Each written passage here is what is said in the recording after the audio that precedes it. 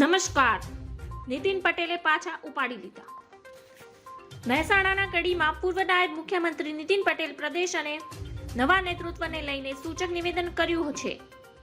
તેમણે કડી ખાતેના એક કાર્યક્રમમાં કહ્યું હતું કે તમે આજકાલના આવેલા કડીને લઈને તમને કંઈ ખબર નથી. હું અભિમાન નથી કરતો, પણ કડીમાં કયા કાર્યકર ક્યાં ચાલે અને કયો કાર્યકર ક્યાં ન ચાલે તેની મારાથી વધારે કોઈને ખબર ન પડે. કોઈના નહીં કરી આપવાના ચમચાગીરી નહીં કરવાની. વધુમાં નીતિન પટેલે કહ્યું કે અમુક લોકોને ઘરનો શીરો ખીચડી જેવો લાગે છે અને પારકાની ગંધાતી ખીચડી માવા જેવી લાગે છે.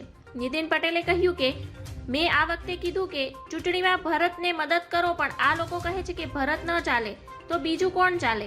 વધુમાં તેમણે કહ્યું કે તમે આજકાલના કડીને જાણતા થયેલા, કડીમાં તમને કંઈ ખબર નહીં અને તમે અમને શિખામણ આપશો તો ક્યાં ચાલશે, ક્યાંય નહીં ચાલે.